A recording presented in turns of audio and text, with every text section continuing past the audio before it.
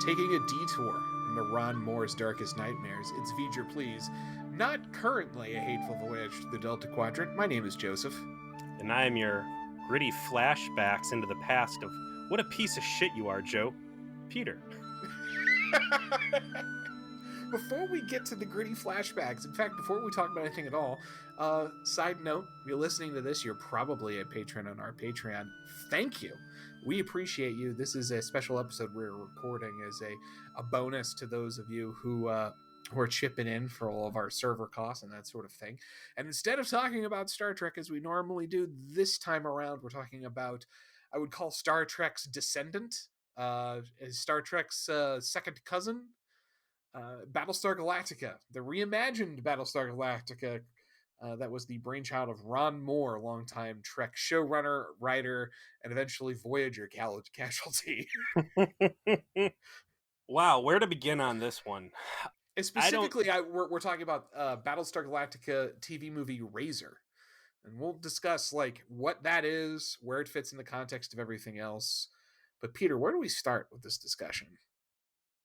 Just an overall conceptual acknowledgement, like going through Voyager episode by episode. We're in the 7th season as you and I record this on July 25th, 2021, right? Correct. So we've been doing this for several years now, and we are certainly deep in the trenches of Voyager. So to go back into Battlestar Galactica and see the number of parallels is really astounding. And I don't think there's any other media out there, including Next Gen, right, that I think really you can compare as closely to Star Trek Voyager as Battlestar Galactica. I completely agree. I don't think that was an unintentional thing on Ron Moore's part when he created it, as we discussed when we reviewed his episodes of Voyager, which is it just seems so much like he saw this potential in Voyager's premise that he found another pop culture property that shared the premise in a weird way and decided to develop his own idea of what that show probably should have looked like. And his long pedigree as a Trek writer is absolutely present in some of the ways he decides to tell these stories. They're radically different in so many other ways, which we'll get to. Let's start by actually talking about the show and put it into some context for people who may not have, maybe they've watched it, but maybe didn't watch it in its time. That's certainly me, right? Yeah. I'm guessing you watched BSG as each episode premiered for the first time, right? I was so hard in the paint on this show. Not only did I watch it every single episode as it aired on its original air date from start to finish, I went over to our mutual friend Mike's house, the tiny LARPer friend that we both have, to do so. And like we made it a whole event every week to like go over early, talk about what we thought was going to happen in the episode, talk about it after. I was a hardcore Battlestar Galactica stan. What you are explaining right now is what has gone on to become, most people's Game of Thrones experience, right? Yeah, I would say so. It was quite equivalent to the ways a lot of people watched Game of Thrones, particularly later on.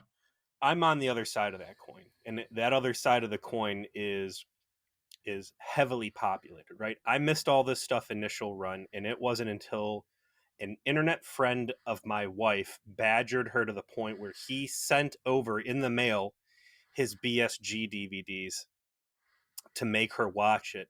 And I was able to sit down and binge Battlestar Galactica on DVDs. And this was such a popular phenomenon that Portlandia, right? Yes. Fred Armisen, like there is a whole episode basically dedicated to this exact phenomenon. It was in many ways ahead of its time and invented many of the concepts that we think about when it comes to the television medium. So let me try to unpack that thought a little bit. Show premiered as a miniseries in 2003 that was intended to be a shadow pilot for a show, which was ordered. So it started in 2004, ran until, I believe, 2009. It was supposed to end in 2008. Writer's strike interfered with the 4th season being able to actually finish. So they finished the 4th season after that ended. So that's kind of like it took a while for it to actually wrap up. This was the bleeding edge of what we now refer to as the golden age of television. This was television going from the 26 episodes a season, formulaic, kind of low rent form of media consumption into prestige storytelling that we have now come to consider normal, as we are here spoiled by movie stars doing television shows, limited run stuff on streaming services left and right. Before any of that happened, Battlestar Galactica happened. This was a huge aberration. This was on the Sci-Fi Channel, which was where you watched fucking Sharknado level asylum movies for the most part, like, and syndicated stuff from 20 years ago. Was a new show on that network, and there was fucking money behind it. Like NBC Universal, who owns Sci-Fi Channel, decided we're to bet big on this idea of doing this intense, lots of like prestige actors that have like done shit and really tell a serious story on the Sci-Fi Channel. And it's interesting too because like next gen coming out, you've already got this pedigree of fan base there, and I don't know how big the original Battlestar Galactica fan base was, but everybody knows the story and everybody thinks they kind of understand where this is going, and chrome cylons and bright fluorescent lights and disco, you know. Yes, disc space is very disco. And then you get this, which is like a back alley knife fight Dirty. where people are Fucking getting their eyeballs knocked out and chewed on until they burst and blood and gore goes everywhere. Like BSG's fucking brutal and nobody was ready for it. this show was the first one that saw a lot of success, not because it was watched in its original broadcast window, but because it was popular across other mediums. It was huge on DVD. It was huge on DVR. So this was pre-streaming, so DVR slash TiVo, if you remember that, was a big deal in the mid 2000s because you record television and watch it later off the hard drive that was essentially connected to your television. The big key to TiVo over VHS, like simple VCR recordings, is the ability to quickly fast forward through commercials. Right, the true precursor to streaming. And that became such a popular piece of technology that they started to try and track who was downloading the show to watch later. So this show invented that metric. People started tracking that because of Battlestar Galactica and its specific popularity amongst people using that technology. And the Portlandia effect, as you said, because it was popular in ways outside of its 9 o'clock time slot on fucking Sci-Fi, uh, people would find it on DVD, binge the whole season, and super get into it. And And then cultishly drag other people in and initiate them into the experience. so this show was a completely different thing for television at the time, and it's incredibly high production value, music, and all-star cast of actors. Like we're not talking Oscar winners, but you're talking workers like Edward James Olmos. Like Michelle Forbes is in this. Like is in the movie and was in the show as well. People like Mary McDonnell who played Laura Roslin. These are people who've been in things. They've been in movies. They've also done TV work. A lot of them went on to do TV work after. And you had some like the Vancouver people as well, because this was filmed there. So that was a big thing at the time, is a lot of sci-fi stuff got filmed in Canada because it was cheaper. And so there was a rule where if you film something in Vancouver, you have to use Canadian actors, a certain amount of them, which is why you always seem to see the same people in some of this shit. Well, you got your Canadians in this one. You've got Trisha Helfer, you've got Michael Hogan. You've I don't think maybe Katie Sackhoff was Canadian. I can't remember. I'm gonna look this up real quick. Trisha Helfer. Nah, she's from Portland. Close enough. Trisha Helfer goes on to become a very big deal. I think this was her breakout, right? That is correct. She was a model before this. She had never acted. And through this, she has basically become the face of Rogue AI, right? Yes. Yeah, she got that Mass Effect job because of this, and then I think Mass Effect, Tron. I mean, she's all over the place. Trisha Helfer had a really funny story about her very first day filming Battlestar Galactica with James Callis, played Baltar, and the scene that they had to do, they had never met each other before this, really, and the scene was that they had to make out with each other on a bed of human skulls. So they had to get to know each other in between takes of making out with each other on a bed of human skulls. A scene did not appear ultimately in the miniseries at all, and uh, it's That's like, for Ronald Moore's private collection. and she's like, it's very strange because like James Callis is a real professional, right? So in between takes, he'd be like, "Oh, how are you? Do you have any kids?" Like that sort of thing, like having these casual conversations, and then she's like still trying to like get her mind around like what she's trying to accomplish here, and he's starting to pick up on it, and is like, "I'll shut up, like whatever you need me to do, I'm ready. I get it. This is weird for you. It's a little weird for me too." So where does Razor specifically fit into the larger Battlestar Galactica equation? So this was a spawn of the very phenomenon we've talked about, which is this was a big show on DVD. It was so big, in fact, that NBC was like, hey, what if we create a TV movie specifically that will air on television and be sold on DVD like 2 days later to like capitalize on this? No People commercials. consume this in this cultish vibe of through digital media rather than actually watching it. And let's like sweeten the pot by the TV version will be like the bland version, and then we're gonna have like the unrated extra DVD that comes out immediately that has extra material. So even if you watched it on TV, you're gonna want to buy the DVD because there's gonna be like 20 more minutes in it. So that's the fucking trick they pulled. It is unfathomable to me in 2021 to think about anyone giving two shits about DVD sales. And I'm 39 right now. I went through the heyday of all of this. I still have a room full of DVDs and even VHS tapes that um, I haven't looked at in forever. My profession, in fact, we get a lot of decommissioned and recycled material, people's old movies and stuff. Just a sheer amount of garbage out there, DVD stuff. But yeah, back in what is this, 2007? Yep. DVD and soon to be Blu-ray sales were big players in the markets, man. Like companies were pushing for this. The streaming services had not kicked off yet. You had Netflix sending DVDs through the mail that you would watch and then have to return. And yeah, like selling movies on printed media was a big revenue generator. So it's very interesting to hear your input on where the production money for this. Oh, Uh, this was so dirty. It's that doesn't even scratch the surface. Okay, season 3 had a cliffhanger.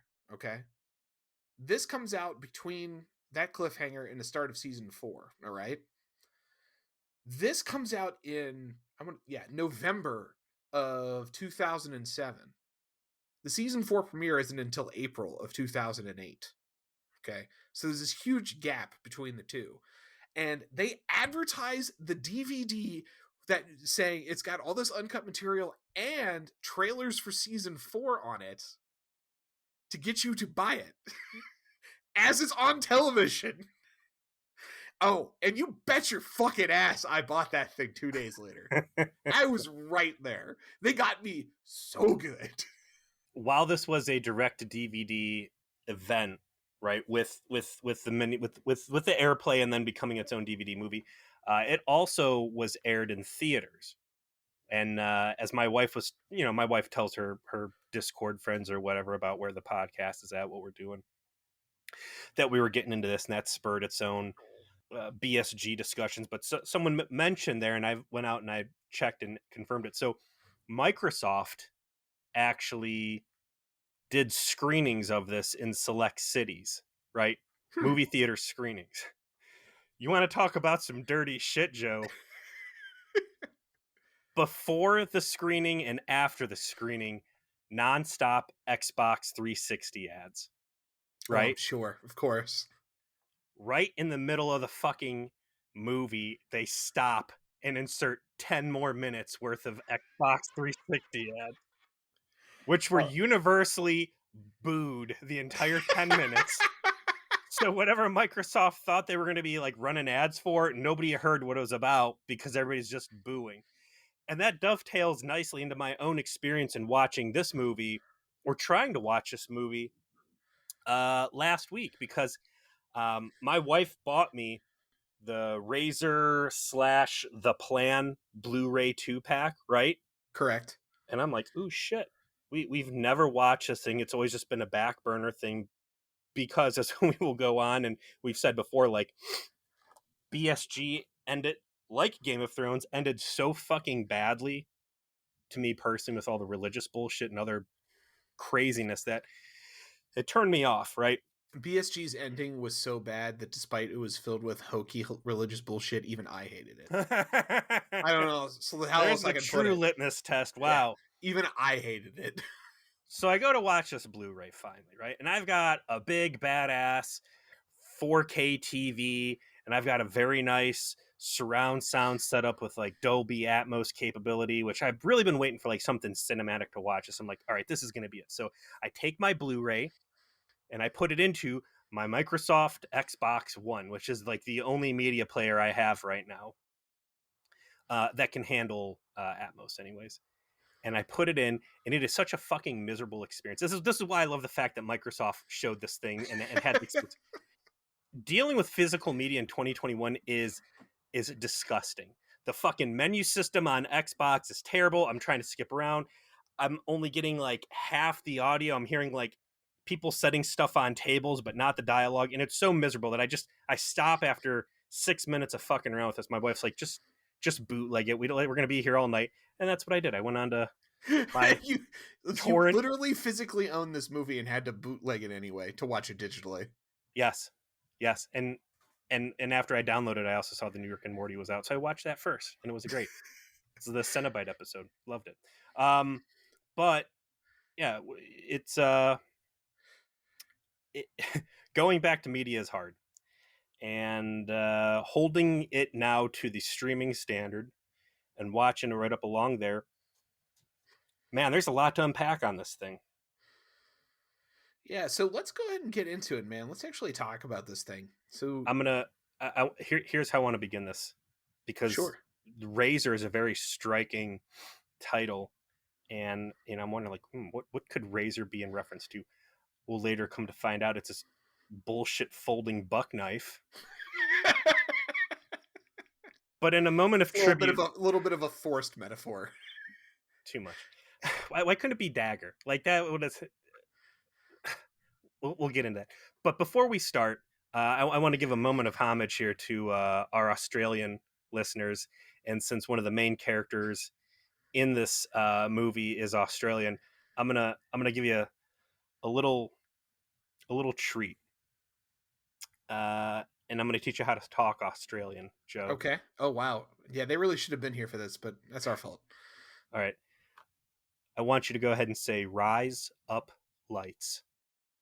Rise up lights. Say it smoothly though, Rise up lights. and that's how you say razor blades in Australian.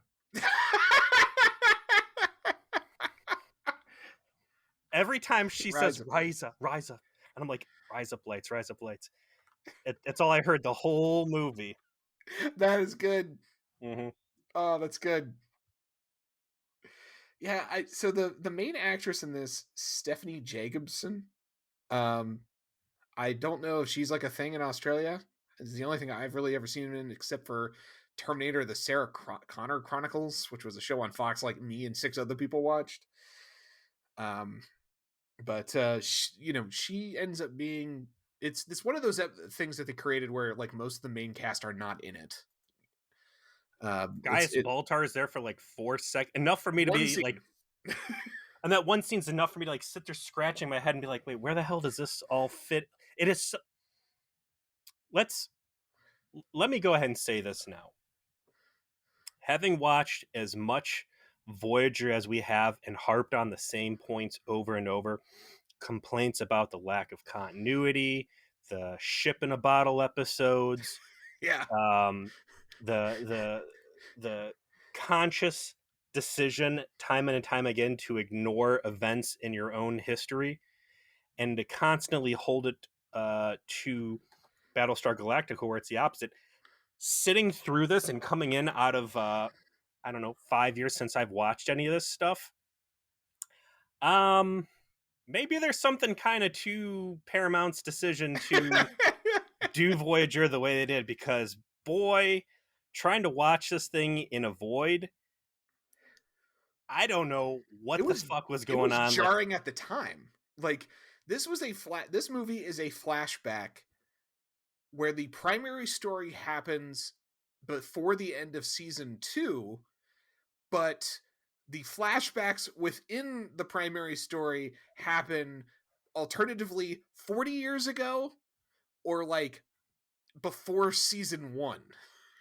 the flashbacks are easy. I mean, they're all contextual and they tell a cohesive story. I'm Oh, saying like everything else that you should know is going on, and that the producers and the show itself is like, well, if you're here, you should know all this stuff. And yeah, I we're was gonna gonna say, if, to be clear, if you've never watched Battlestar Galactica, don't fucking start here. For the love of Jesus. Don't try and pick up here. You will be so lost. even if you did watch Battlestar Galactica like I did, but it has been years, don't start here because you're not. I'm sitting there and again, I'm seriously like, man, maybe there was kind of something to Voyager's decision to make everything a little self-contained, because going real deep into the paint, like deep in the weeds on an expectation that you're going to know where each and every one of these people are at this exact moment in their journey, is very presumptuous, and it can make for a very difficult experience to just kind of come in cold. The premise of this movie is to tell the story of when Lee Adama was in command of the Pegasus.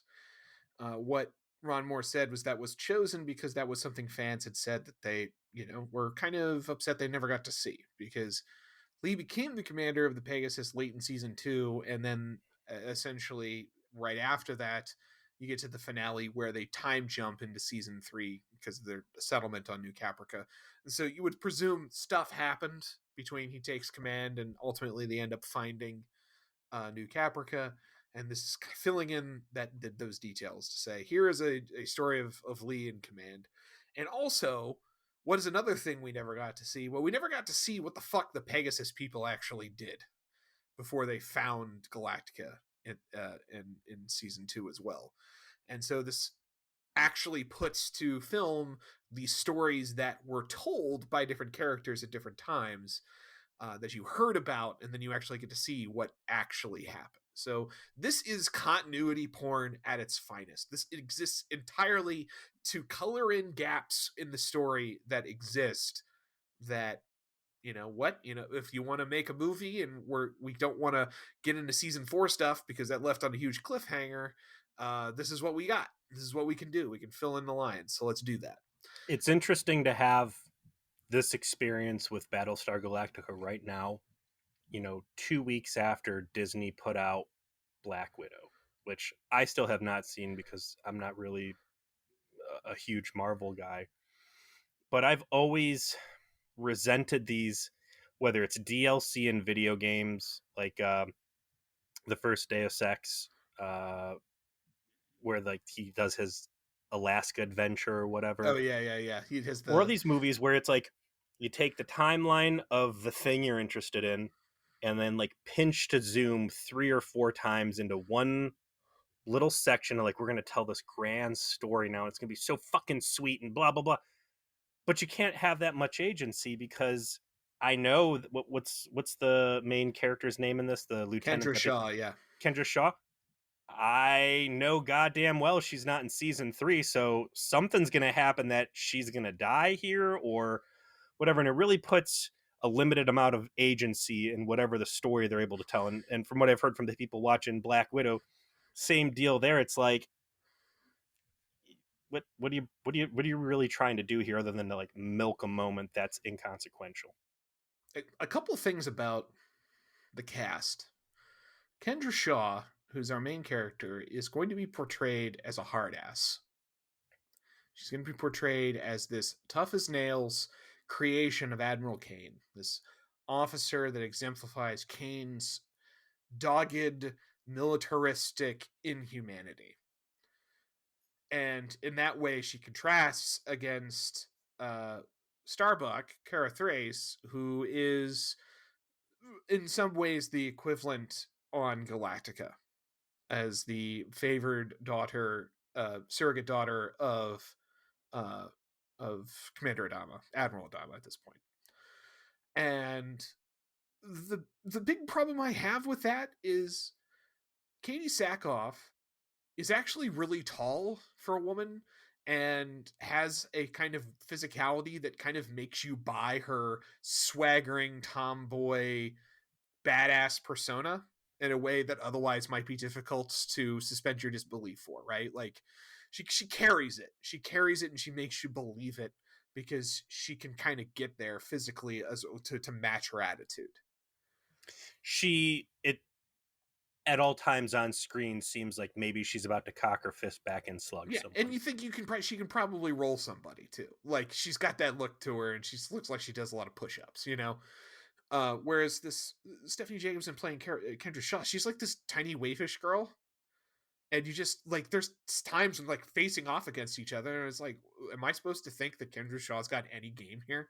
Like she just get dunked by this giant woman that she's up against. There's no threat here. Like I don't buy her as someone anyone would be afraid of. Now that sucks because I think she does a good job trying to carry the performance in some really strong scenes and moments, but it seemed like The intimidation's not there. And yeah. jumping over to Discovery for a moment, right? I would say that Georgia, whatever her evil twin version is, like, does come off as menacing and intimidating. So it's not limited to the physical size of a person. And I'm not saying that Jacobson's a bad actor. It's just it's a it's a mismatch. It's not a great Yeah, fit for the it's types of not, situation they're putting that person specifically into. yeah. The first scene is kind of there's a flashback of Pegasus going through a whole bunch of its command structure. Admiral Kane died in season 2, and immediately after that, her XO Commander Fisk takes over, gets killed like in the fucking pre-credit sequence in the next episode. Does not last, and then the guy Dick Spensland from LA Confidential. I yes, forgot he was even in it, man. Like, and this is what I'm saying. Like, they start rattling stuff off, and I'm trying to remember like who the fuck this guy is. And I'm like, yeah, I do kind of remember he got like who killed him, who strangled him. you got killed by the the Duke from from Predator. Remember him, the guy with the fucking Yeah, minigun? That's who no, no, killed no, him. no, no. Yeah. The guy with the minigun was Jesse the Body Ventura. You're thinking Okay. of No. the Yeah. guy that's saying, "I'm gonna have me some fun," and he's dry shaven until he starts bleeding. Yes, that guy. He got because he was like the black market episode, Right. and then after that, it was Gardner, who was this off-screen character that showed up for one episode that was like an engineer, and then he failed, and so now Lee is being placed in command of Pegasus, and he goes over with Kara to take command of the ship and try and kind of sort it out, right? Because there's a lot of tension as a consequence of Kane being a monster. And we got the stories of Admiral Kane having been a monster that were told by Fisk to Colonel Ty, you know, and like when they're having like drunk revelry. And he's like telling the stories of all the shit Admiral Kane got up to before they found Pegasus. Like, and so there's not a lot of trust for anybody on that ship as a consequence. And Lee going over is meant to be I'm going to clean this place up. Kane is unequivocally a villain, and it took me a while to remember that. And it was reinforced. I was doing some research, and Ronald Moore talked about that. Um, he initially had strong reservations about pairing Kane with what's is it Gina? Was that her name? The data security tech that Yes, betrays him. correct. Having there be this lesbian love romance affair that portraying two very villainous characters in a lesbian relationship could have been perceived as being uh, anti-homosexual and like vilifying them because they're two bad people. But ultimately, I thought it worked out well, and I think it's cool when you have a situation like that and that you're giving the respect. Anytime you make someone a bad guy, like I see that as a sign of respect. So putting that in there, I think was a strong moment for equality or whatever. But again, having Ronald Moore flat out say like, yeah, Kane is a villain, Gina is a villain. Shaw, I think, gets painted pretty villainously, and that's kind of like the charm of Battlestar Galactica for me is having villains be main characters and not just mustache twirling idiots who are there to get stunted on in the end. And also to have a level of humanity that allows them to not be one-dimensional villains. Kane is characterized quite generously in some places in this.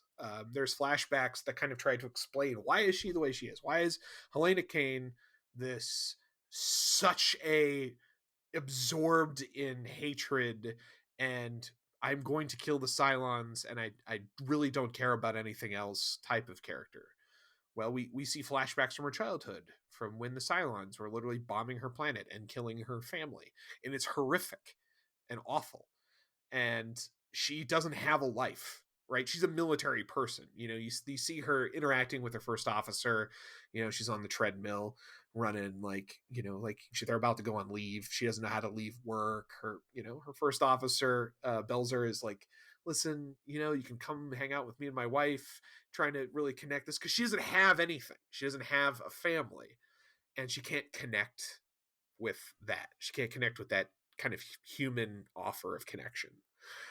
They And got me pretty good with that Belzer guy too. Like he's in a lot of stuff. I'm like, I don't recognize this guy at all. What am I missing here? Oh, that's why I don't know who this guy is. Because his brains are all over the map now. yeah, I mean, they talk about it. We got it executed. Didn't you see it? Well, I totally forgot about it. So that kind of stunned me when that came up.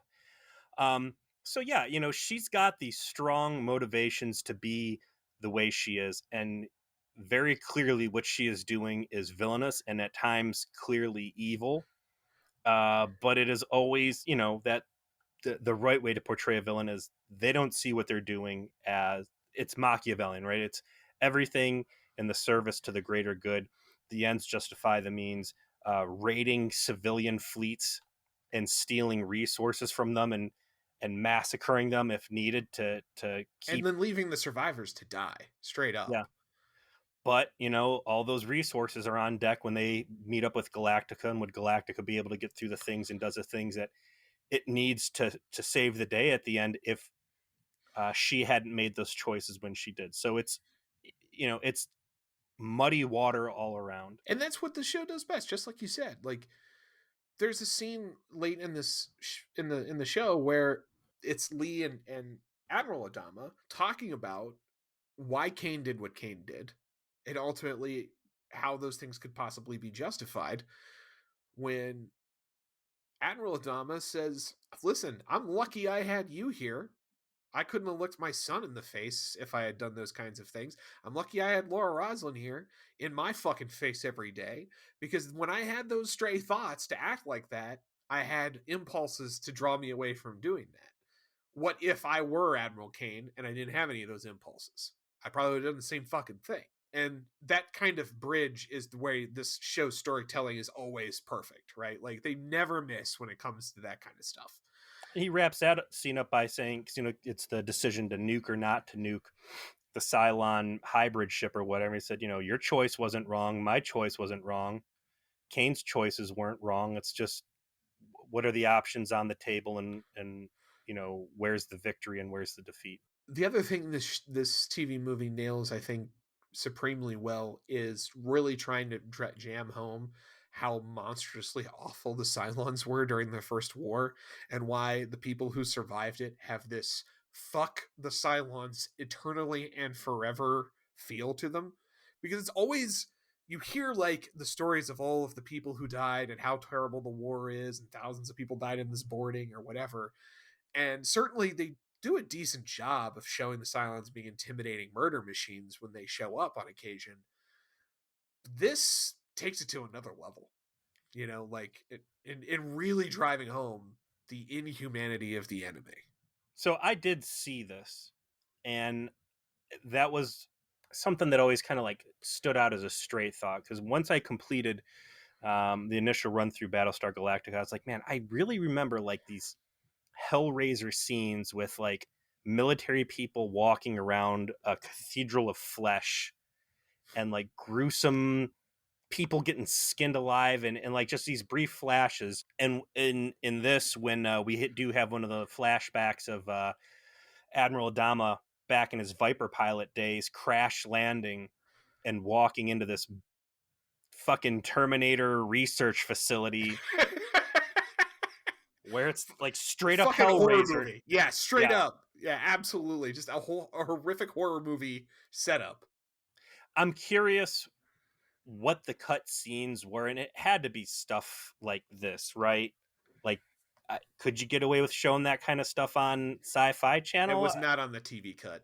This was definitely some shit that was on DVD only. Let's not get too ahead of ourselves, because that whole sequence I think is deserving of some discussion, because it is like the most hot and cold and most like cool and fucking ridiculous thing. But the story continues in what you would call the present day, which is this season end of season 2 era, when Kara Thrace is still alive. The big thing that happened at the end of season 3 is Kara Thrace died during season 3. She comes back at the end of season 3, so she's definitely still alive at the time this is happening. But this is why they had to dig back into continuity, because they can't really tell stories to explain what the fuck was going on at this point.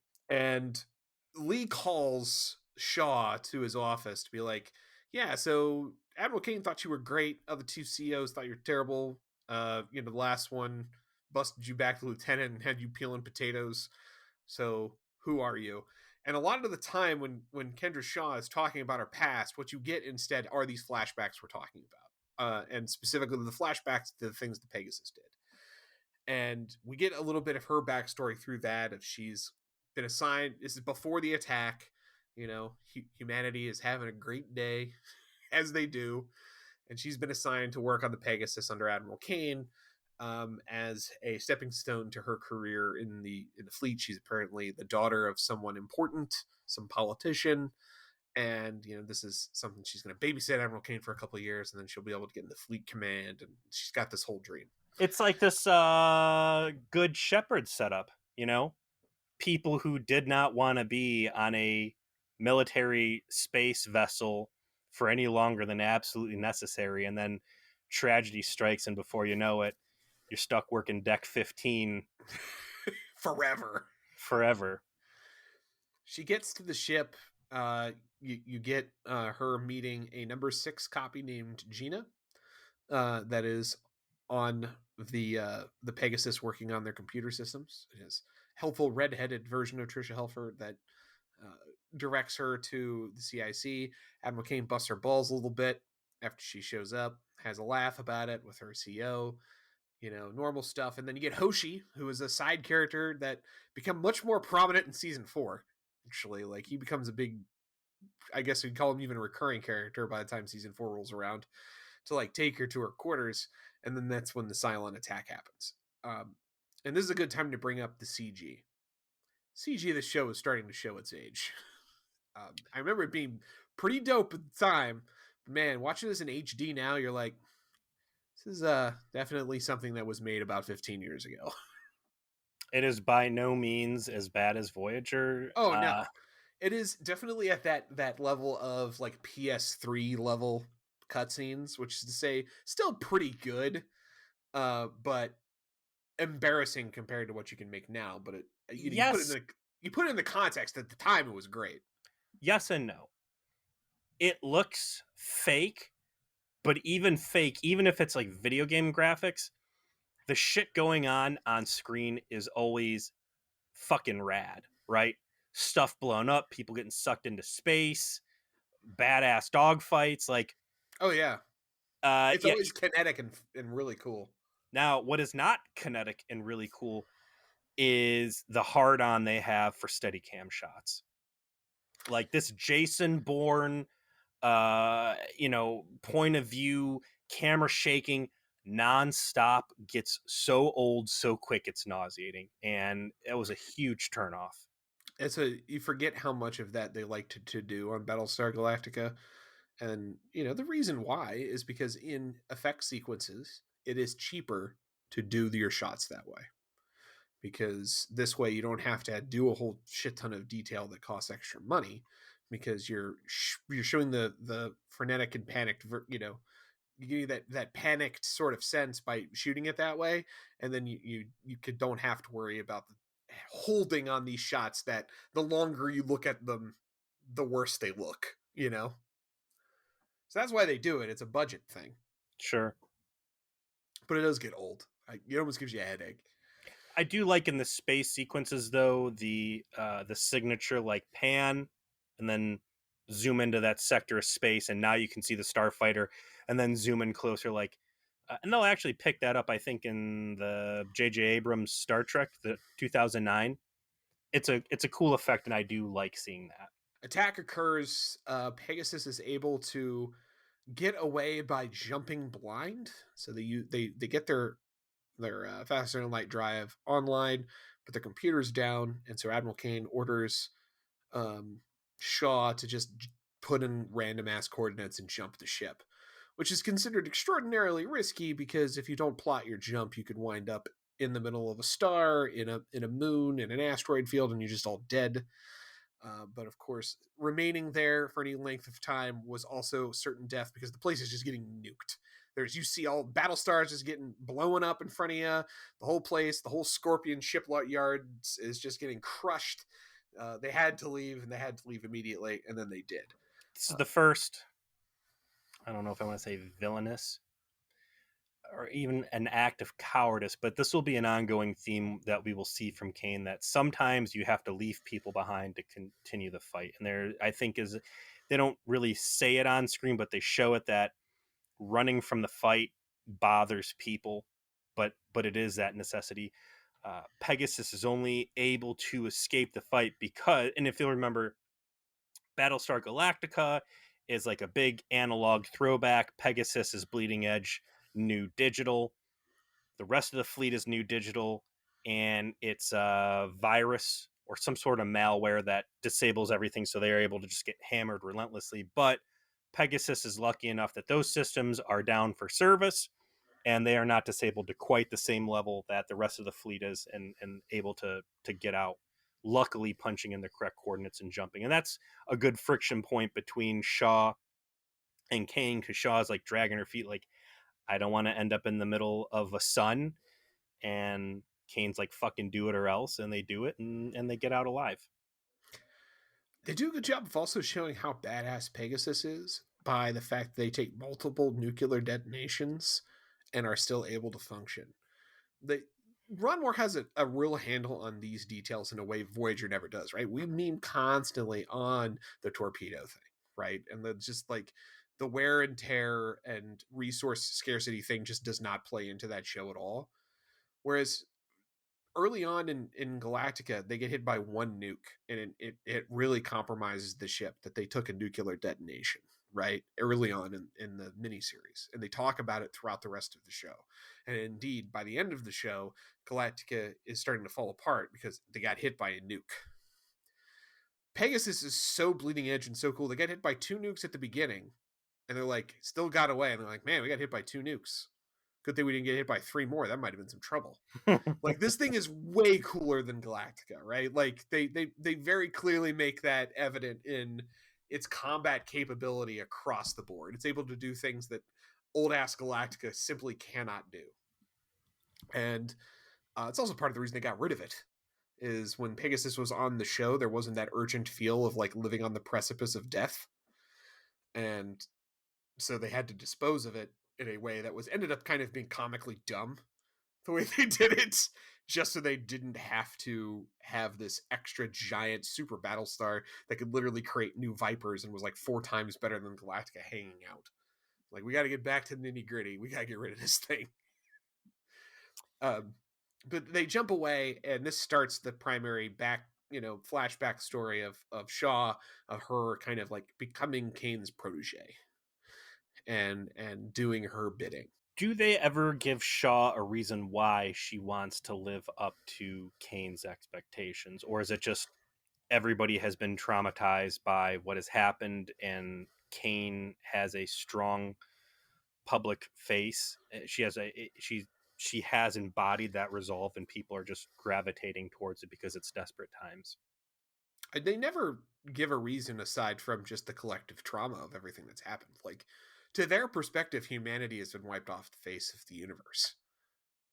They're the last remnant of people, and all they can do is vent their rage on the remaining machines they can get their fucking hands on, right? Right, so it's this I am legend situation, and that's also a good contrast because Galactica, it becomes about survival of the human species, about Correct. shepherding what's left of the civilization and growing, versus Kane, as you just said, that's like we could.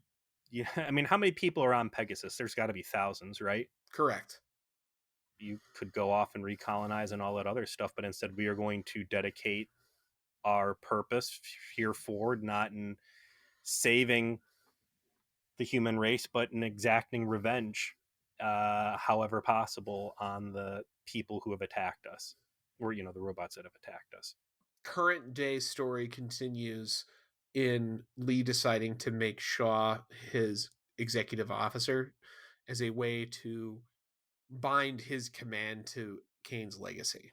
Um, Kane being an important part of what happened to Pegasus, and a lot of people, as he puts it, holding the torch for her. And so he recognizes it's necessary if they're going to move forward that he has to recognize, there's a bunch of this crew that loved Kane, and I have to show I appreciate what Kane did for them to get them to this point. How did Kane die? I don't remember exactly. She was shot by Gina after Baltar let her go. So Baltar was brought in to interrogate Gina, and Baltar was aghast, of course, at what happened to her because of his constant sexual relationships with number sixes, and as a consequence, released her and gave her a gun and said, "Do whatever you want to do with that." And so, in the aftermath of the battle against the resurrection ship, Gina was able to get to Kane's quarters and shoot Kane in the head. Lovers quarrels, man. I mean, it comes back around pretty nicely based on what ends up happening here. Oh, shout out to Michelle Forbes. What a fucking pro. Like, she does a great job playing Kane. Like, you get what she's going for with this, man. Like, there's a steely resolve in her eyes at all times, you know? She gets the character. She goes all in on it. I mean, it's typical Michelle Forbes. Forbes always delivers. I am curious to see the chain of events that led to Forbes being cast in this role, specifically after choosing not to go into Deep Space Nine to portray Ro Laren, and instead the invention of Kira Nerys to fill that void that her decision to try and pursue film or whatever. Like, how does she reconcile things with Ron Moore and be like, yeah, hey, sorry I left you high and dry in that Deep Space Nine thing, but yeah, I'd love to do a season worth of this. I mean, she really only ended up doing like 4 episodes of BSG and then this, in this movie. So it wasn't a huge commitment, which was probably the difference. Maybe she did a season of True Blood, I Yeah. think, at one point. I mean, she's there for a good time, not a long time. Whenever she's in something. I'm curious what her end goal was back in the mid 2000s. Like, did she want to just be like a action hero? And like, what didn't click? What was she going for, and why didn't it click on big screen? What held her back? Because I'm not aware of anything she has done outside of Star Trek BSG and True Blood. She was on 24 and she was on The Killing, which are, 24 is a big deal to be on, but I don't think her role there was actually all that big. And she was a huge deal on The Killing. That's actually a really good show. And that came after this. Definitely came after this. But yeah, she never broke through in something in a way that, if she was looking for like that dramatic role or whatever to really like make an Oscar kind of career, like a serious actor career, that did not happen. She just wound up kind of doing the serious dramatic things within the sci-fi space, you know? Hmm. I wonder if she ever goes to Star Trek conventions. God, she seems like someone who would not. Or if I she agree. did, she probably did like twice. I And I'm like, no. don't. I don't think she's doing cameos. Yeah, like she's a fucking professional, and she's the professional of the sci-fi world. through the flashbacks, we see that this Gina, who we know is a Cylon and we know is sabotaging Pegasus from the inside, is held in very close esteem, being privileged to captain's dinner scenes, schmoozing with the seniority of the ship, yet interestingly is not entrusted by default with security operational codes, which will let her really advance the Cylon agenda. And it's not until she's able to persuade Shaw into sharing her military codes that there's really an opportunity for another um, big hit for Pegasus to take. During the one dinner that Shaw is privy to while Gina's there, Kane will go on to give a little speech. Previously, she had done a all hands message to the ship where she states the intent of Pegasus moving forward is to, again, not protect and shepherd and save the human species. It is to become a instrument of revenge against the Cylons. Um, but during the dinner, she says, "Hey, listen, I want to be clear. I'm not looking at being stupid. We're going to do a smart guerrilla series of uh, events against the Cylon, and we're not just blind swinging out here in rage. This is going to be a smart, calculated affair." The scene where Shaw gives up her command codes is really well played out because it's the extended scene where Gina talks about her relationship with Kane and, you know, tries humanizes Kane and herself and shows the intimacy between them, and then basically makes the ask for the code after establishing the trust through that storytelling. Very clever, right? What a Like, Janeway moment, because this is Michael the bartender, right? This is yeah, the captain's robo fuck toy. it is, except this one is a murder bot. I maintain that had they kept Michael around for long enough, it was only a matter of time until he killed someone with one of those Another pub shout out chairs. another shout out actor wise to Trisha Helfer herself, who is very tasked with difficult ask here of playing multiple versions of the same character who all have to have very different personalities, right? One number six is always different than the other. You have the number six that's in Baltar's head, who is a very specific personality. You have the number six that is the real one that was involved with him when he was on Caprica, but and they spend a lot of time separate and then eventually wind up together, who looks like the one in his head but is personality wise extraordinarily different. And then you have all like the one shots like Gina, or like the weapons manufacturer that shows up like for an episode in season 1 before like Six's identity becomes known, like the leader Six in season 4. um she's constantly asked to play this character but different over and over and over again. And each time they all feel like different people that have had slightly different lives and have developed slightly different personalities as a consequence.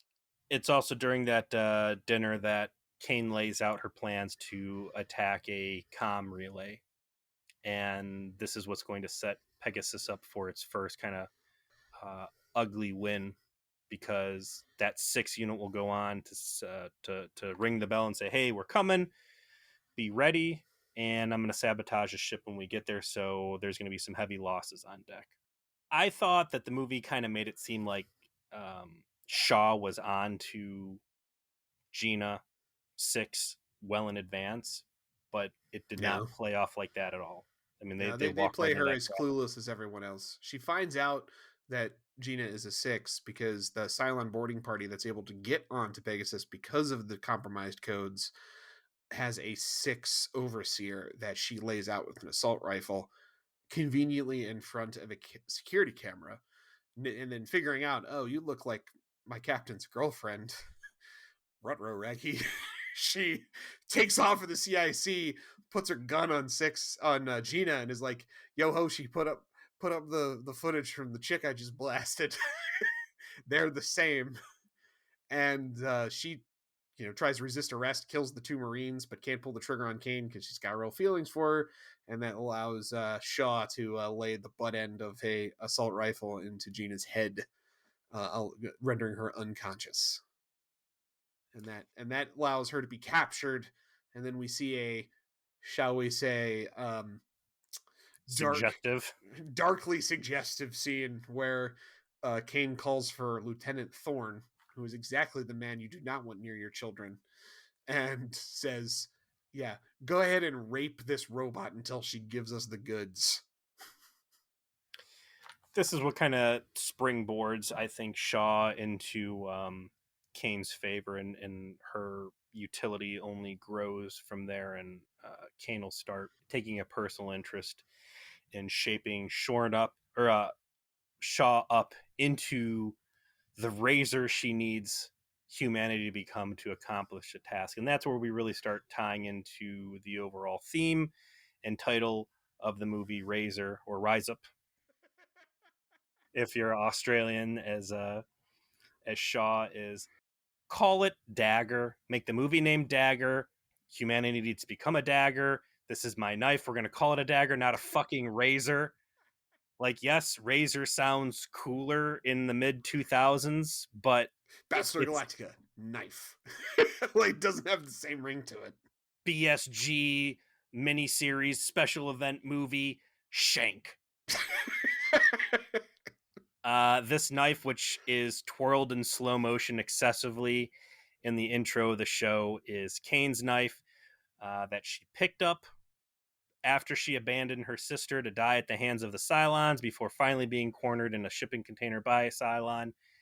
Uh, all it can do is just remind me of something I thought was very silly in Battlestar Galactica. Like, jumping over to Voyager, if we see a gun, like what was the fucking footsteps in our mothers and our sisters episode, Oh yeah, yeah, yeah. The one with the catch and jungle fighters. you could recognize that as an Earth gun. That's what the Griller fighters were using, was like Vietnam rifles or whatever. And it really pulls you out of the scene because it doesn't look like a space gun. Stuff in Voyager or Star Trek always looks like a space alternative. You never see a normal looking fork, it's always a space fork. And you don't get a normal looking pillowcase, it's a space pillowcase. Something's always zingy about it, right? Contrast that with Battlestar Galactica and everything just off the shelf, military utility, real life. And it's jarring because you're telling me that a padlock in the colonies 200,000 years ago looks exactly the same, that humanity has developed on the exact same trajectory after a hard reset, and our boots look exactly like their boots, and our It's all happened folding buck before, and knives. it will happen again. That the idea of the cyclical nature of these events is actually the big philosophical underpinning of the show. So I actually buy it.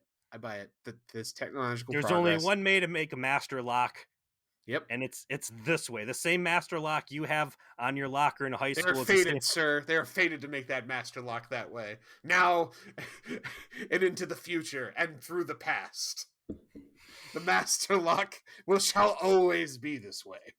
Going into those flashbacks when Kane's kind of preaching to Shaw about the necessity of leaving people behind to continue the fight, how she has rebranded her own cowardice, right? Because that's a pretty powerful scene when you're seeing like Shaw as a little girl at the end of the first Cylon War, her dad whisking her family away to safety, the dad getting stuck, saying, "Hey, you're in charge now. Take care of them, get them out of here, get them to safety," and then her just straight up leaving her sister to die.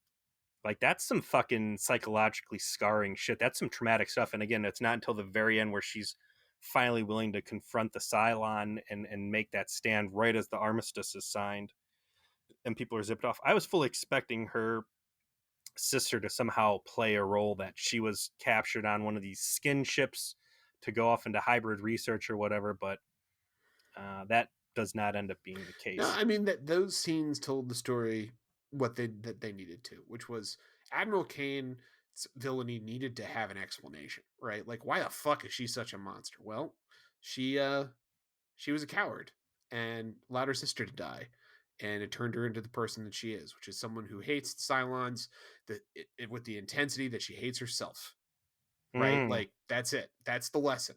She hates the Cylons because she hates herself and what the Cylons not only did to her sister, but did to her and how she abandoned her. And so that's why she's this murderous rage of like, I will risk everything to kill you now. Like, I well done, very well done. I completely get where Admiral If it Kane was coming from. if it's a story that seems familiar, it's because we've seen it already in a man named Neelix. New Jack Neelix and Neelix. Neelix and Kane have a lot in common. Tragic backstory, family murdered by monsters. Mm-hmm. Occasionally they indulge Nuclear in holocaust. murder. Although Neelix only when he's dumping Jonas off off the Hell Bridge.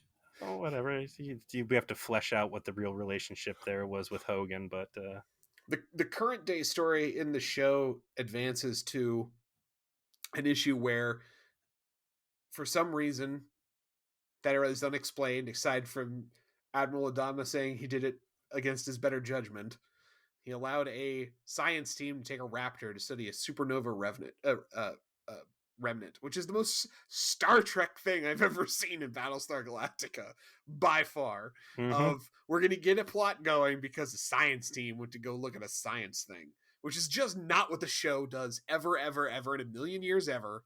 And the fact that this is the one and only time you ever hear that excuse, it's quite jarring. um, but nevertheless, we need this plot to happen, and this is what we're going to do. Get a little of that Voyager ramrod in there for Got a to shuttle just a little bit, attack. just just pack it in a little bit. So So then Adama goes to Adama. I also like how this really puts under a spot like how dirty it looks for Adama to put his own son into command of Pegasus. Like, I would be so fucking stank if I'm like, I'm sorry, the captain of the other ship is making his son our fucking boss now. Like, get out of here with this fucking royalty bullshit. But Adama gets Jamie Bambers over there and he's like, all right, here's your mission. I need you to do this for me. Play it out however you want. This false sense of authority he gives Lee over and over again, which really culminates in the end when fucking Admiral Adama like calls off the nuke strike, but then dumps this other hard decision in his hands. Like, oh yeah, a little rough. He's a real piece of shit too. It's bad dad. Yeah, his inability to let his son make real decisions, except when there's decisions he does not want to make. Yeah. Oh, this is on you. So I'm like, since when? Because it seems to me like you're the real person who's in control here, Dad. So he says, yeah, go get our people out, and if you see the Cylons, peace out, because we're not looking to fight. We're just trying to rescue a team. So indeed, Pegasus goes to investigate. They find they go to the Raptors' last location and they find a whole bunch of and I'm going along on the trip too. This is your mission. Later. That's later. For the first one, he goes by himself. Yeah. And for the first one, they go by himself, and Starbuck and one of the Pegasus pilots are out there flying the cap trying to find this ship.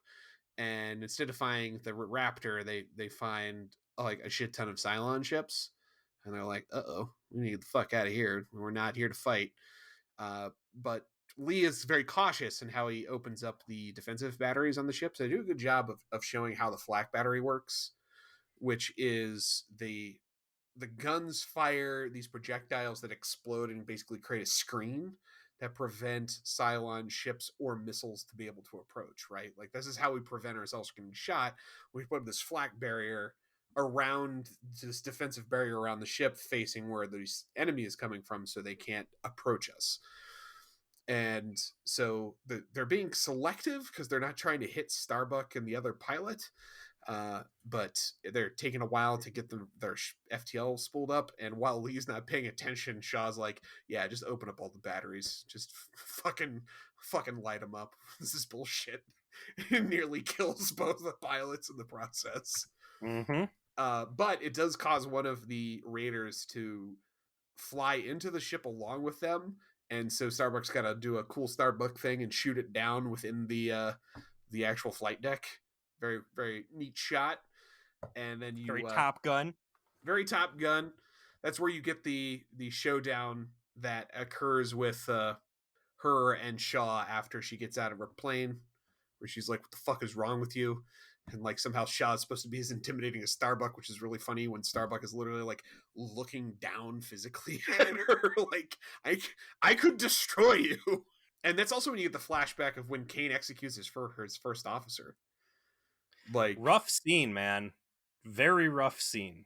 they do a good job of showing these two are tight, that he really cares about her in a platonic fashion. You know, like you're my boss and you're my friend, and she's doing the unreasonable thing of attacking the Cylon target that's been prepared by Gina's treachery, which is exactly what she promised not to do. And her first officer calls her out and is like, "You said you weren't going to do exactly this thing.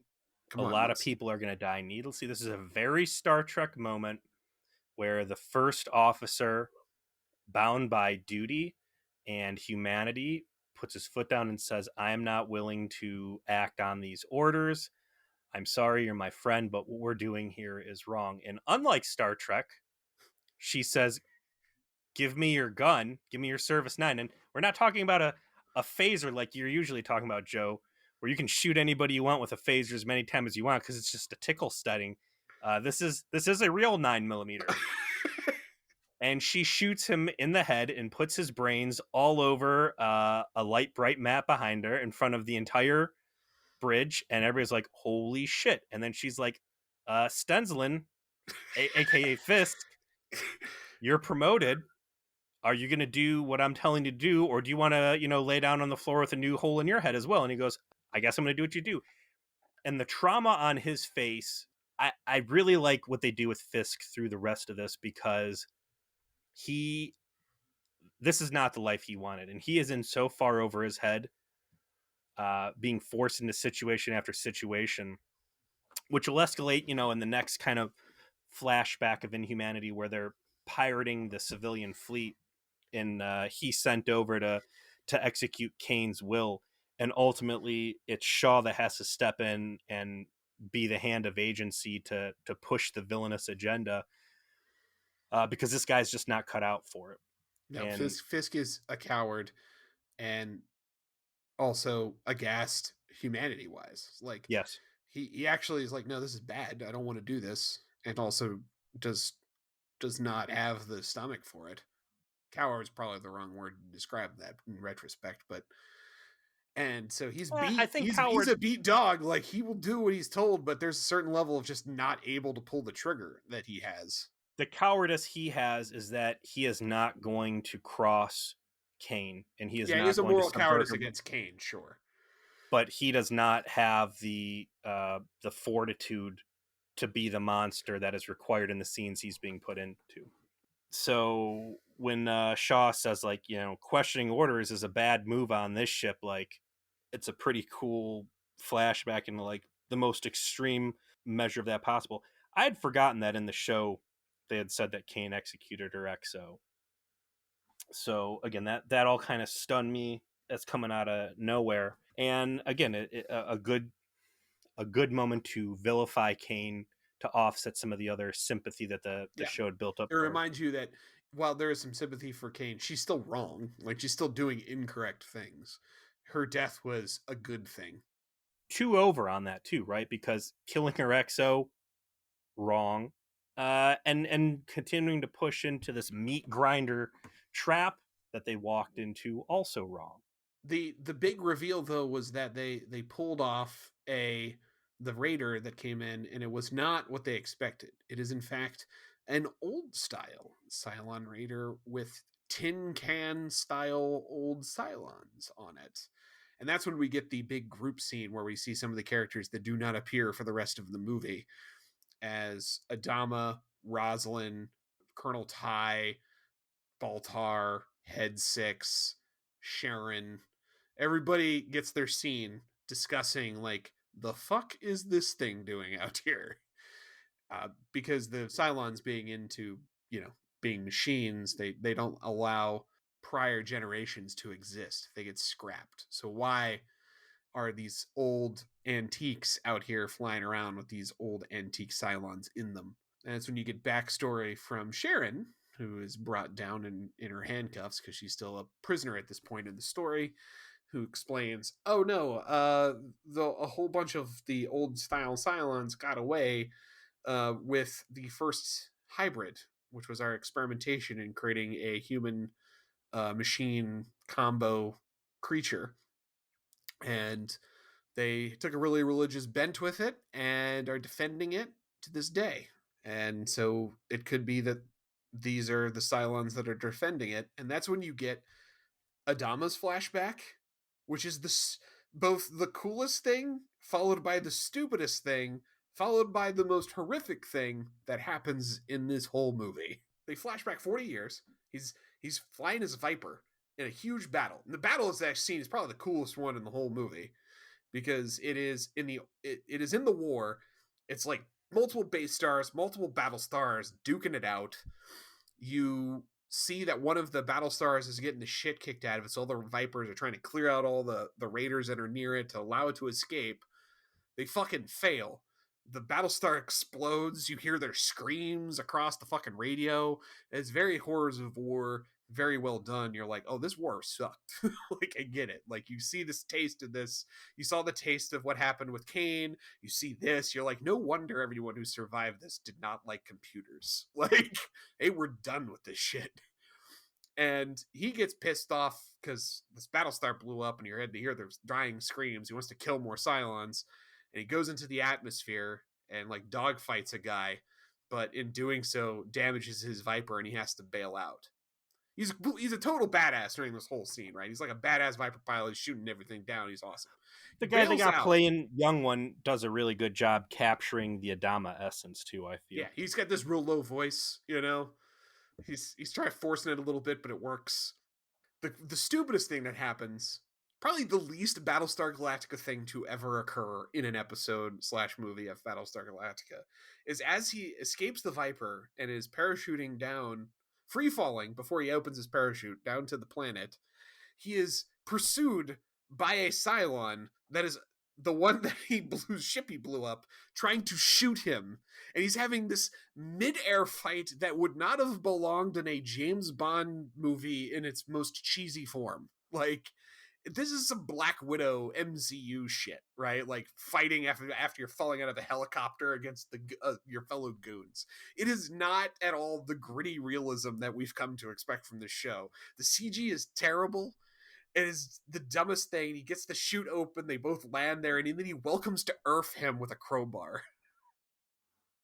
Like, this sequence is dumb. Why are you doing this? Husker's a badass. We get it. Thank you. Yes, Bill Adama is the coolest guy. We got it. That's going to be a great story to tell the guys over cold ones tonight. Yeah, like, get back to the ship. What'd you do? Well, let me tell you about my day. Mm-hmm. Yeah, it stood out as so dumb because the show does a great job of making the stakes of these conflicts, the Cylons, feel very real and grounded and have a lot of weight to them. And like escaping a fight with the Cylons is actually like something everyone breathes a huge sigh of relief when they successfully do so. And here you got fucking young Bill Adama having an air shootout with a fucking free falling Cylon only to end up killing him with a crowbar. He was only missing a catchphrase at the end. The Cylon actually gets its hands on Adama, and instead of just ripping his legs and arms out of their socket, yeah, there's some sort of slap fight, and he hits his chute, and like you said, the Cylon falls. He gets in there, but the warehouse they crash in it's off. Something's wrong here.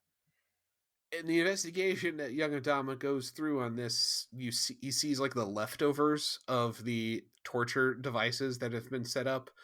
And when he puts his hand within this weird tank, he gets these visions of what happened in this room. And that's when you see some fucking Event Horizon shit.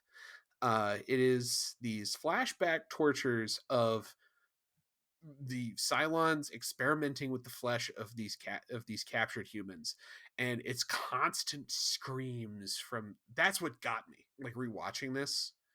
It's that all of these victims are just constantly in agony, just screaming at the top of their lungs about the pain they're suffering as they're being mutilated by these machines as they like pull their eyes out and keep them alive. And learn Yeah. It's a pretty classic trope at this point. We see it in the Matrix, specifically the new Renaissance Animatrix series, Terminator Salvation, right? That moment Hmm. where the war brings AI to learn it's going to need to infiltrate, and to infiltrate it's going to need to learn about the creators and how does muscle and skin and bone work while the person's alive, just being alive while you're being dissected. It's always hard to watch, and that is certainly the case in this. So, in talking to you about this, because now we start opening the door on the goofy Ron Moore stuff that I don't enjoy, and that starts getting into prophecy and Hmm. religion Hmm. and the supernatural element, or call it what you will. So your perception is that Adama is able to have these eyes of the past, these spirit touch moments, because he put his hand in the goo and that somehow gave him a connection to the hybrid, and he was reliving the hybrid's memories. I think so. This is definitely not explained, right? And Adama never has any intersection or interaction with the supernatural elements of the show, if you recall. Just not something that ever happens to him.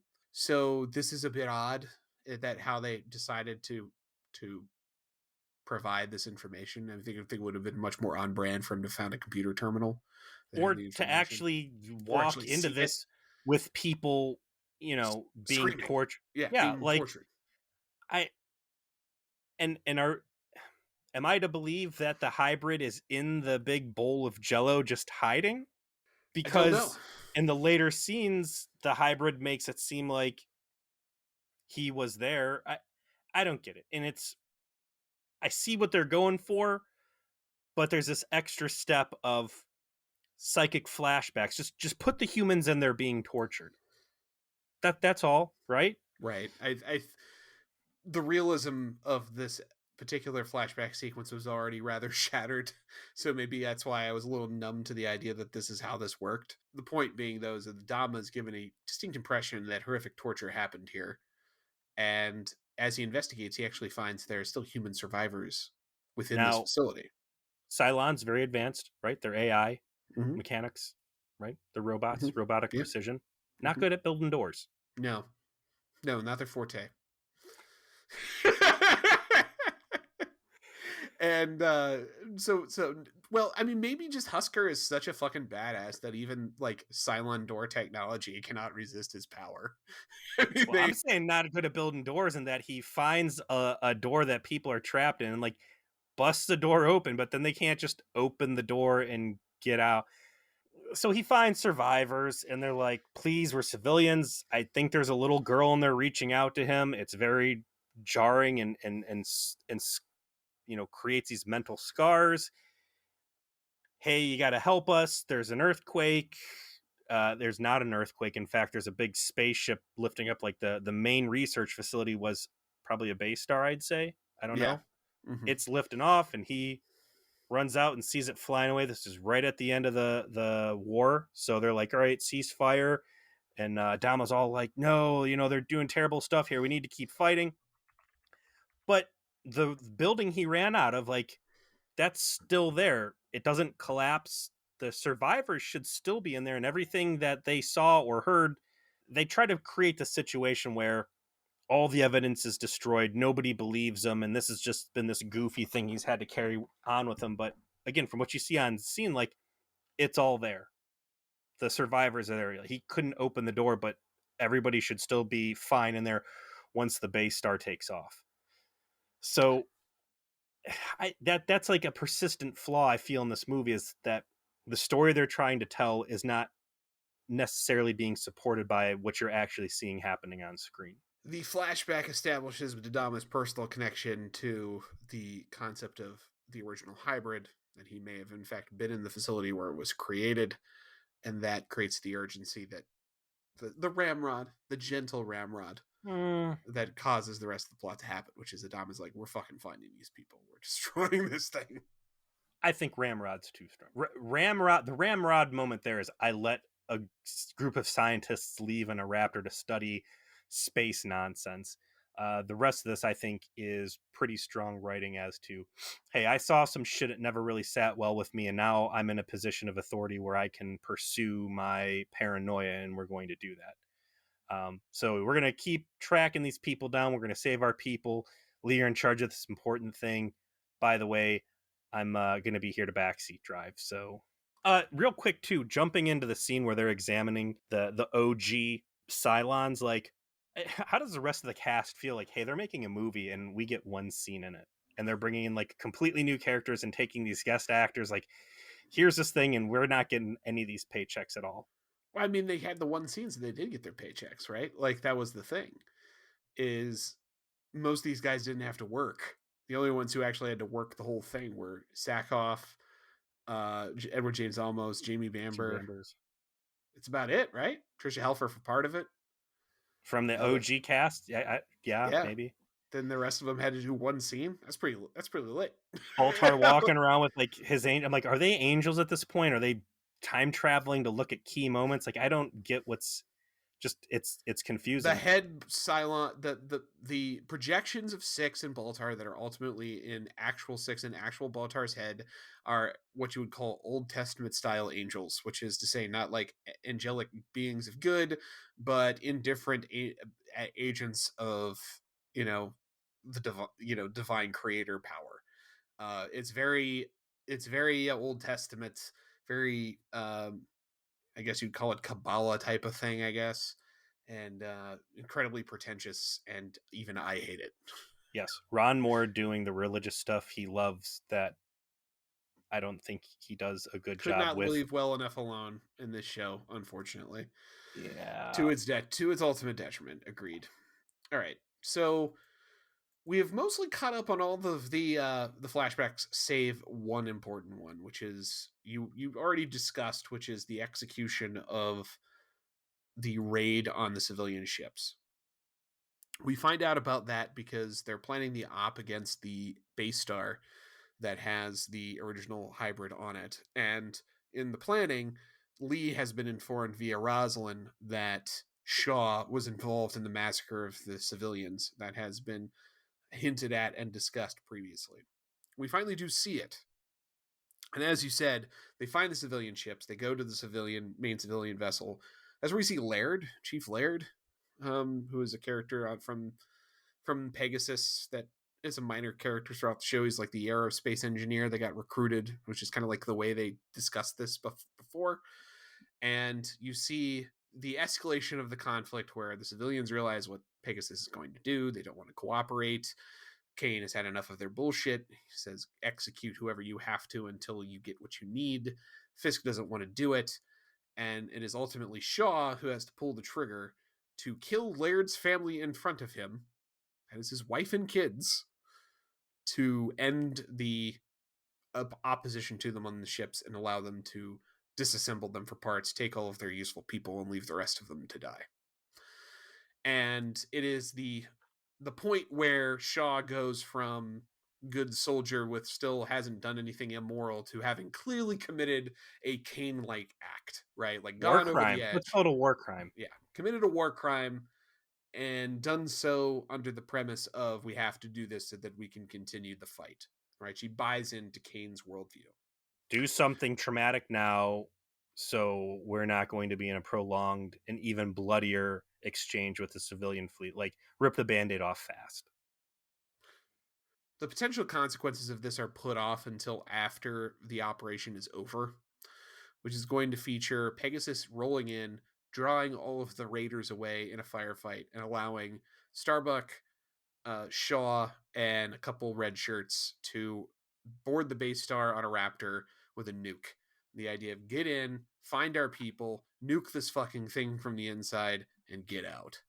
I'd like the Raptor being that the Pegasus is a diversion, the Raptor warping in also a diversion because they intentionally sabotage the Raptor so it explodes after they like space walk out to really sell the plan on multiple stages. It's clever and I like it.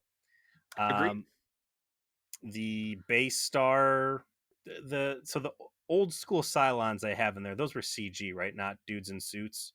Yeah, it was all CG. You can I really think tell too. it should have been dudes in suits, I think.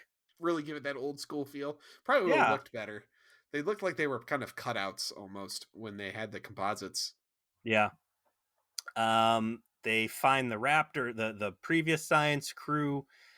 They get him. They're leaving. You get another, and throughout all this too, Shaw has been. She has this sober mindset. Like she's very matter of fact about it. Like when Lee tries to question her, like, what are you exactly? What's your relation with Shaw? And she's like, you want that legacy of Kane. Well, that's it. It's shitty. I'm shitty. And if you want it, I'll give it to you. And we kind of have the final expression here when one of the Pegasus rescue red shirts gets nabbed and they're pulling him back, and we know that there's a arguable fate worse than death awaiting this guy, right? Absolutely. Well established. So Shaw mercy kills the guy, and everybody's like, "Oh my god!" And it's like, okay, well, maybe that makes sense. Except for like right after that, then they shoot a couple of the Cylons with their regular 9mm bullets, and it kills them. And it's like, well, fuck, man, Maybe if you your should have looked bullets, those guys up. yeah, like we're jumping the gun here, man. Come on, dude. Like, if you're shooting the Cylons and your bullets are bouncing off, then yeah, you mercy kill. But if you could have just shot the Cylons, you guys are real pieces of shit. Shaw gets shot during the rescue, and this necessitates the thing you predicted from the start, which is, well, she ain't in the show, so something's going to have to happen with her. Mm-hmm. The nuke's detonator is broken. I liked the was the gunnery sergeant chick that was with Mm-hmm. him too. She had that look like weathered. I've done this for a while, kind of like look to her. It was a good casting choice for a small role. They've Um, got communications problems. The base star's jamming, so Pegasus can't communicate. You get this illusion of control in the CIC between Adama and his son, where he's like, well, fuck, our team's probably dead. yeah, And this is a big fucking deal. We should just nuke this thing from orbit. It's the only way to be sure. And then Admiral Adama's like, no, belay that order. And it's like, oh, you son of a bitch. Like, what if you're gonna just run the mission yourself? No, you got to give him a chance. Like, so there's all this interference, and Lee seems pretty confused on what to do. they And then finally break through the interference, say, "Hey, we got the nuke, but we got to cook it off by hand." And he orders Starbuck to stay behind and cook the nuke off by hand. And she's like, "Okay, yes, sir." And that's when Shaw pulls a gun on Starbuck and says, "You guys should get out of here. I'm going to go ahead and sacrifice myself because I am a piece of shit. So I'm gonna do a little heroic sacrifice business to rectify the scales of morality." Well done on her part. Her sort of like desperate realization that she needs to pay back what she's done, and Starbuck ultimately relents, of course, and gives her a salute, which was a moment of respect that made a lot of sense because they had a very tense, didn't like each other, and then she's respecting, like, yes, okay, I get it, I'm respecting you. This is a So big there's a thing from lot her. of reading between the lines, and again, to contrast this with Voyager, I feel like in Voyager they would spell everything out. I'm injured. I'm not going to survive this. It's my place to blow the nuke up. I have things I have to atone. They don't say any of it. They show all of it through the acting. It works. It's powerful, as you said. There is this antagonistic relationship between the two of them. Starbuck's obviously relieved that she's not going to have to fucking die there. Hey, what are you doing? Shaw, you know damn well what I'm doing now. Fuck off, right?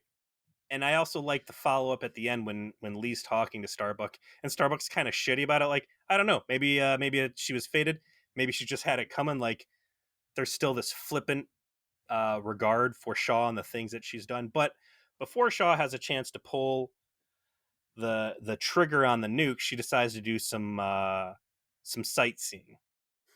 She literally has a bullet through her abdomen and decides to haul this nuclear weapon through this thing with nothing but her fucking Service 9. But just happens to get to the hybrid's tank. Yeah, it was like right around the corner. It was Yeah. a who would I, have known I that the escape route was right next to the hybrid tank? I would say that this is probably a measure of the religious element, which is the hybrid knows he's going to die, so he likes to have this conversation before he does, so he, gets the Cylons out of the way of the path, whatever. She gets there, and that's when you see the old ass hybrid who can actually talk, unlike the other hybrids we've seen through the show who just ramble, in their tanks. They don't say anything. This one's actually having a conversation with her, and knows all about her, knows her history, says she asks if she wants to be forgiven, and then lays down a prophecy that Starbuck is the angel of death and humanity will follow her to their end. And she tries to impart that message to Lee before communications finally shut off again. Cannot do so, and then pulls the trigger on the nuke. Ending her life, ending the life of the hybrid, and destroying the base star. So let's step away from Razor for a second and look at the greater Battlestar Galactica story. Like, what the fuck is Starbuck? And I remember watching it being very confused. There was some great fan theories I seem to recall that like Starbuck was actually the child of a hybrid. Number two, the one that was murdered. Like, is she an angel? There's all this prophecy and stuff they're laying out. I remember there's like a real distinct lack of payoff, and it just seemed like this concept that flops. Like, she is supposed to be this pivotal character in humanity's destiny, but it doesn't really pay off. And there's this, how did she come back from death? That's never really resolved. Like, what the It, fuck? I mean, if you're the it, expert, lay this out for me. sure, I'd be happy to. The real answer is that Ron Moore wrote himself into a classic corner, couldn't answer those questions, and just literally did a Deus Ex Machina at the end, which is why the ending sucks, right? Like, this is why the show's quality level was extremely high at the start and ultimately descends in a linear path towards its ending because it cannot explain itself well enough to the point where you have the last thing they do is a desperate cash in continuity movie to try and solve some of their own mistakes for the sake of the story, right? I do think that there is something to the idea that she is the Starbuck is originally a child of a humanoid Cylon model and a human, because her father is an unseen character except in one episode where he is apparently a pianist and artist, which the unseen humanoid Cylon model was an artist as well. And so that makes sense that before that model was boxed, eliminated, removed, that perhaps some amount of them intersected with humanity and came back thinking we shouldn't exterminate them, right? That's always been the fan theory that that's who her Which dad Ron was. Moore did specifically veto and come out and say, no, this is not the case. Let it go. Which is unfortunate because that actually would have tied things together in a way that made everything make a little bit more sense of why she was such an important character, such that all of these weird medical, physical things that were never explained happened around her. But the truth is, there is no explanation. And in fact, Ron Moore eschewed ever offering an explanation on purpose, as if to say, it either it doesn't matter or you not understanding is the point. It was the arrogance of the creator at a maximum, and it is why it was very off-putting. There, Stupid. it is stupid. It is stupid. They put all of this out there and then chose never to explain it on purpose. And this movie, again, watching this movie after watching the series and having that much attention in such a pivotal moment, draw attention to it and just completely whiff moving forward is I uh, think the writer's strike does bear some blame for why none of that panned out at the end because they now thought they may never finish the show. The writer's strike very nearly killed Battlestar Galactica, and they had to rush to finish it once it was over. And so perhaps that is part of the reason why this stuff never got the development it was supposed to at the end of the fourth season, providing the context for all of the stuff that you would expected. Uh, that is speculation on my part. I think it was that Ron Moore couldn't come up with an explanation, so he chose not to, and just instead chose to have a speech at the end where Baltar says, "Yeah, a lot of shit happened that none of us can explain. So you know what? Let's just go with that." they all get back. They have their little final send off to the late XO. Starbucks says, "Hey, I'm going to transfer back over to Galactica because you're trying to kill me all the time. Haha. See you later." And that's it. I have their scene drenched with sexual tension, as they always do. Like 4 seasons of will they or won't they fuck energy that gets so old after a while between the two of them because they just don't know what to do. It's interesting you say that because I didn't pick up any of that through this watch through. Like I I Yeah, couldn't they really. didn't have a lot of it. It was really just that last scene where you have that sort of energy that they throw against each other all the time. This definitely was not an example of them doing it a lot. Overall, though, Razor's good. It Very depressing. incredibly depressing, but is a perfect example of the quality of Battlestar Galactica when it is good. I will say that unlike Game of Thrones, which I think ended so badly I never want to watch it again, I do in fact enjoy watching Battlestar Galactica episodes still to this day. Like it has rewatch power for over me. And if you've never seen the show, even with what we're saying about the ending, I think it's worth watching. I think it's very good, and it's good enough through its best moments that it overcomes its worst ones uh, in the aggregate. And this is a fine piece of that canon, if dark as hell. I like the Shaw character despite not being physically imposing enough for the Starbuck face-offs. I think she would have been a good addition to bring into the show moving forward. So instead of her being a character that only exists in a little blip of a larger story during this movie, there could have been more. I have the opposite, Physical mismatch aside, she was an excellent actor and did a great job with her and performance. I like the character as a concept, and I like the Yeah, character as an execution. This movie was good, but this movie reminds me of all the bad touch I suffered under the last couple seasons of Battlestar and makes me wary of watching it again. I agree that Battlestar was a great series to watch one time, but I have no desire to get back in and watch them take the wild potential of season one and season two and how they mistreat it by the end into the trudge that the end of it becomes. I want to jump back to something we talked about during the season six rip. Could Ron Moore have saved Voyager? What would Voyager under Ronald Moore had been better? Looking at a lot of the stuff I see here on the board, I'm going to continue to say my answer is no. The supernatural religious leanings, the hubris that you've pointed out, like I think you would have seen the same problems come to bear in Voyager. And I don't know, watching this has kind of knocked some of the nostalgia off of BSG for me, and I think I'm going to be a little bit more forgiving of Voyager moving forward, just because like going back and trying to watch this just felt like such a mess trying to remember all the little plot threads and where things were. Like in the heat of the moment, very fulfilling, but coming in cold, extremely difficult. I'm going to disagree with you and say that I think Ron Moore could have saved Voyager because I think Ron Moore's failures are those circumstances where he does not have guide rails, Lack where of he does. accountability and the fact that he was the ultimate authority on this with no one to check and balance him. Yeah, this was all him. He controlled this 150%. And because of that, because he didn't have any guide rails, he didn't have a canon book, he didn't have an executive producer that could exert some authority over him.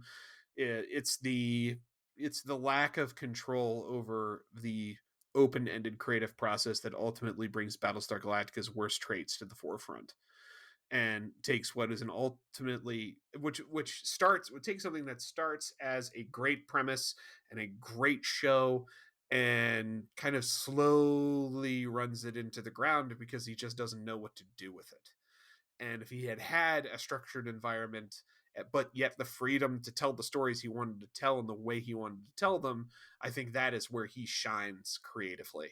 And I think he could have easily done that on Voyager if he had been given the ability to do so. Well, we'll never know. I don't know, man. This was a again the depressing flashbacks. This is heavy, heavy material to go through and watch.